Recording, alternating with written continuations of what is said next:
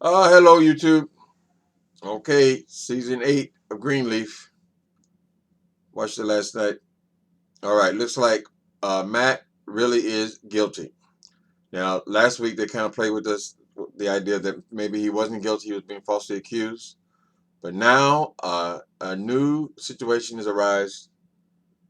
I guess uh,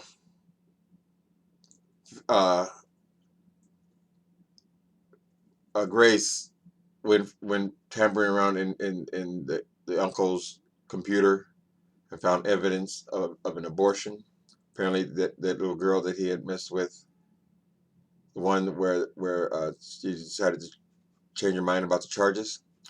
Apparently, he had gotten her pregnant. They had taken her to Nashville, and she had an abortion. So nothing makes it cements the case like a baby. So she had a baby. Grace has dug it up.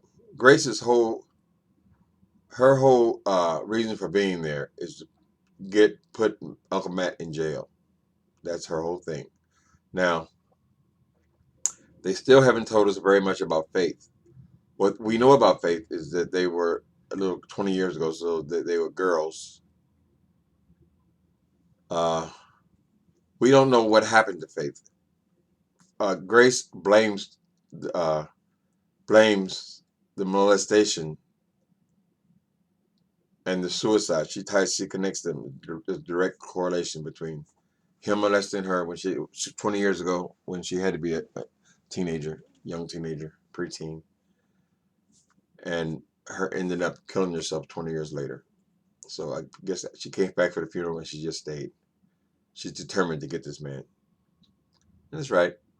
He was actually doing that. It looks like he has been doing this thing. So the young lady from last week disappeared. I don't know if they ended that storyline or not.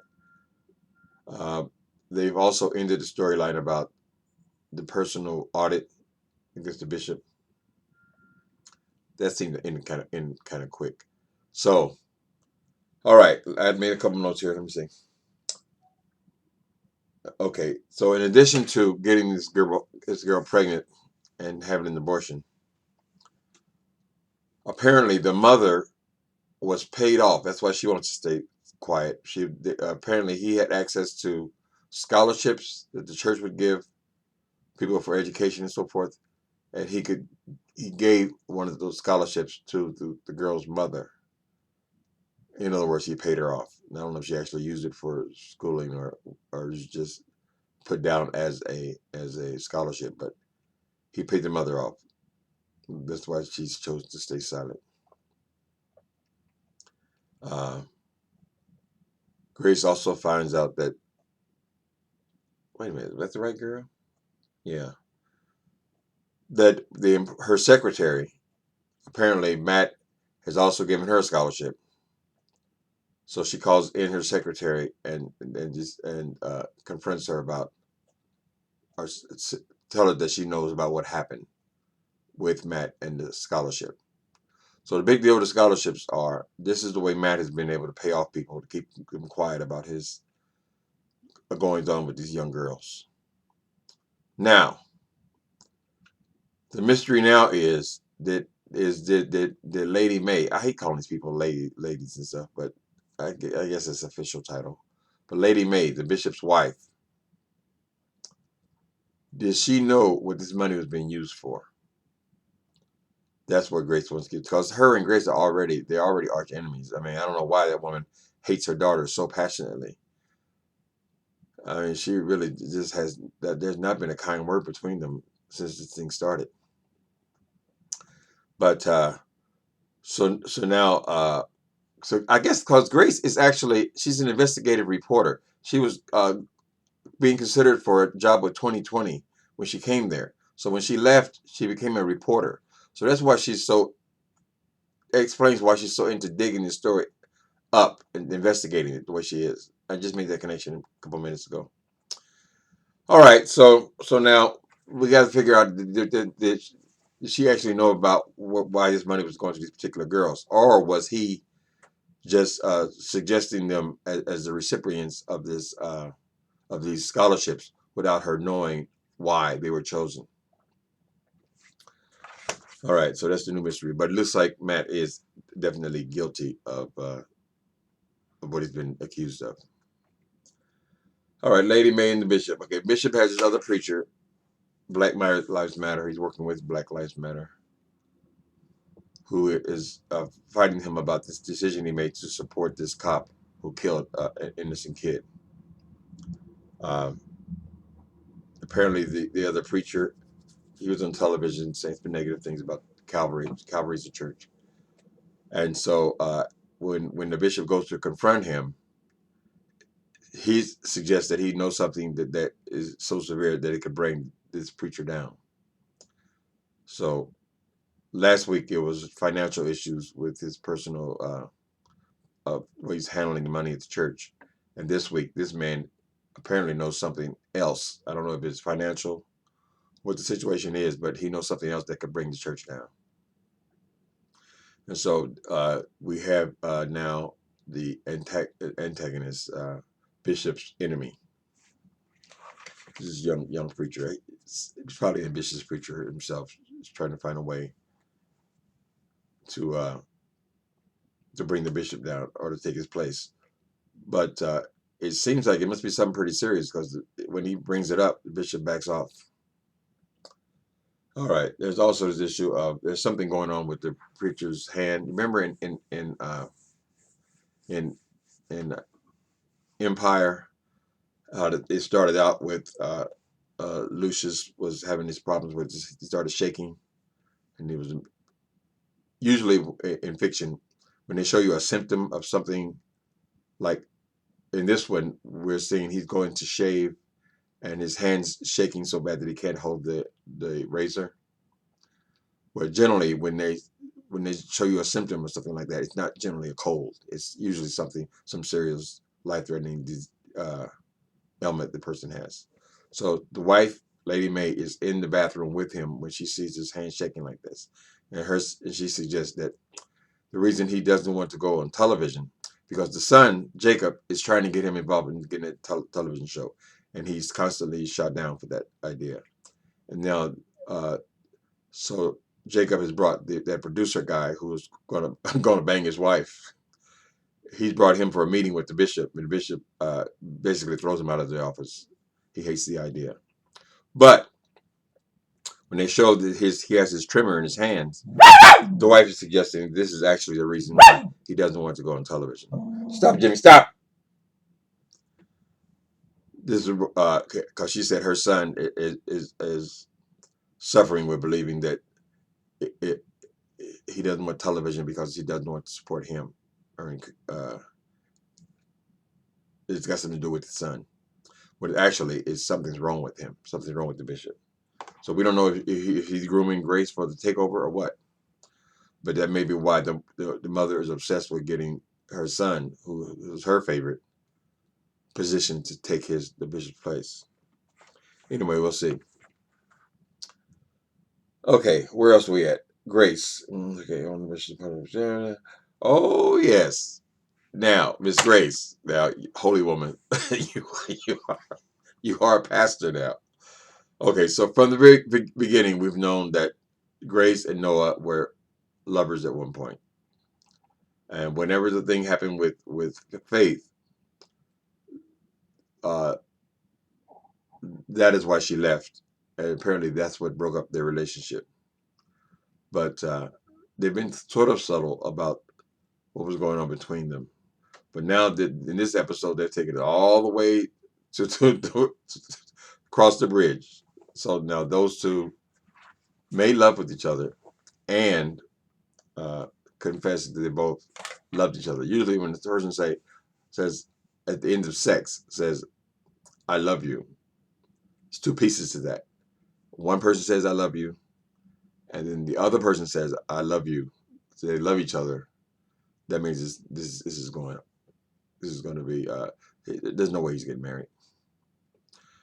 But in this episode, they're setting up the marriage. They've already announced to Lady May that after the wedding, they're going to leave. And Lady May's all happy about it because I guess she hates that girl so much that she just wants to make sure that Grace doesn't get the man because she wants to know that that they still have feelings for each other. She didn't want her daughter to be happy. She didn't want her to have no happiness. And so I guess him leaving is a good thing for her. I guess I'm assuming that's the motivation.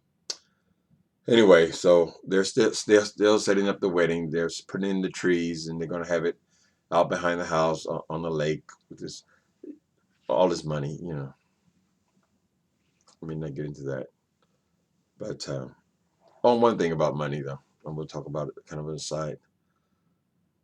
Christian television. I used to watch Christian television. I won't even look at a second of it now, but they have this thing there on Christian television where it's not like other television.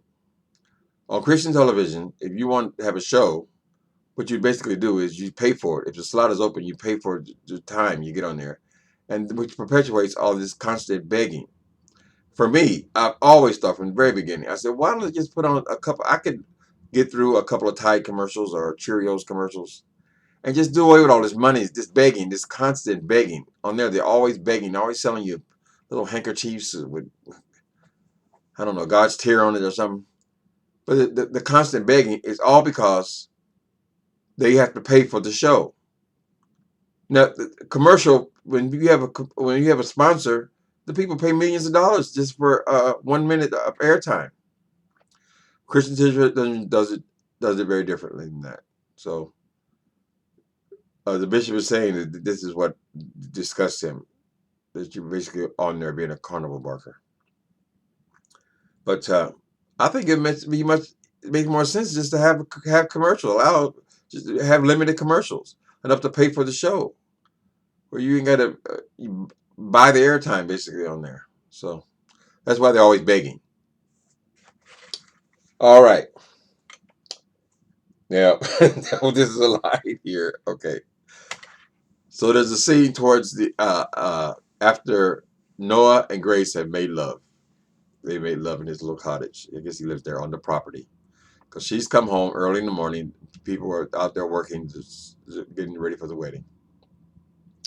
And Grace comes home, and it's going up, creeping upstairs very quietly. And the mother's sitting there waiting on her. So there's a confrontation between Lady Mae, the mother. Stop, Jimmy. My dog needs a lot of attention. And Grace. I mean, and Grace. Okay, so she's asking her where she's been. She probably already got a pretty good idea of where she's been, but Grace denies it. It's not what you think.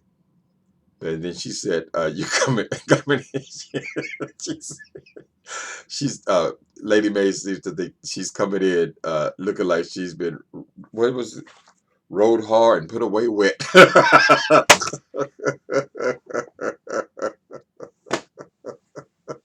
Now you're pastors. I mean, you're the first lady of the church. You should know about those kind of things. Rode hard and put away wet. Ride hard and drop them wet. So she just got a little nasty tang to her. But of course, Grace is guilty because she did just fuck the man.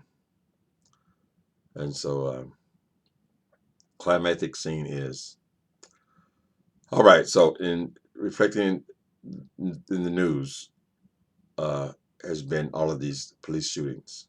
So, in this show, there a young kid has been, an unarmed kid has been killed. A black officer has killed the kid. This happened, I believe, in the second episode. So it's always kind of been in the background. Anyway, this cop calls Grace over to his hotel. She go in there and minister. There's nothing going on physically between them. She's just there to minister to him. She convinces him not to run away, not to leave, because he's gotten off the charges. Charges have been dropped, which is unfortunately that's the way it happens. Generally speaking, I think it's something like over 90% where they haven't done any time in jail at all. So, as reflected in the news, the cop gets off, but he's been so hounded by the community where they're picketing him and finding out where he's staying. He's staying in the hotel, and they're blocking the entrance, exits, can't get away.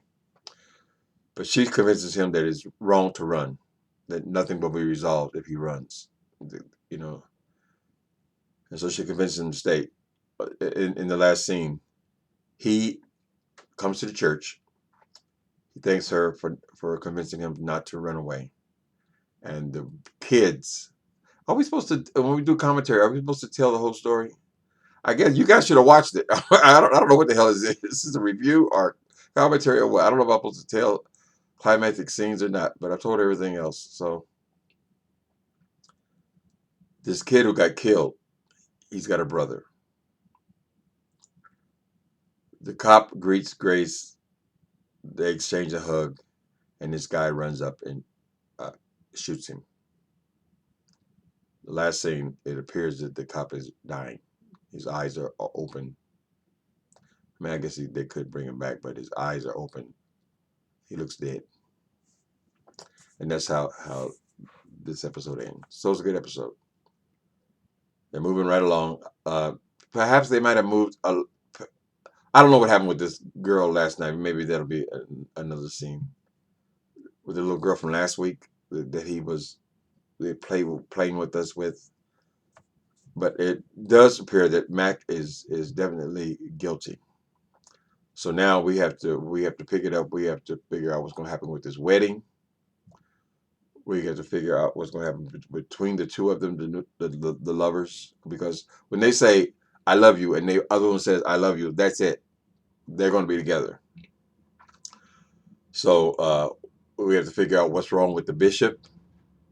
What is his illness? Apparently, his wife knows about the illness, but she said, "When are you going to tell people? Tell everyone." So no one else knows, but she knows. So we have to find out what his illness is. Is it terminal? What else do we got to find out? All right. Uh, Jacob shut down. Okay. One more thing we have to cover, and that is Mercy. Mercy is one of my favorite characters. I just like the character. She just seems like a Rose played well. She just seems like a good woman trying to do the right thing. But unfortunately, she married this gay man. Now, apparently, the new choir director is coming to church, and he's sitting in the seat with his husband. And now we got to be mindful now. Gay marriage is legal now. All he's doing is holding hands with his legal husband in church, and the people are calling in. All right, and so of course the closet queen, he's mumbling something about, "Oh, I told you, but going to be good to have a gay person in the church," and all this kind of. This guy is so sickening. And then so he mumbles. They only let him mumble a few words. He says, "Oh, the Bible says wrong." Well, that's what you are. That's what you do. That's the dilemma. But in the sneak preview for next week, they've showed us that it's time for to bring his to the head down. So I guess like last week they did Matt, they're going to be doing Mercy in her situation very soon. Good episode. Go see it. It's already on demand. The way it works, of course, most of you know that the following day, uh, the show is airing on demand. So you got on, you can go and see it now. That's it. See you next week.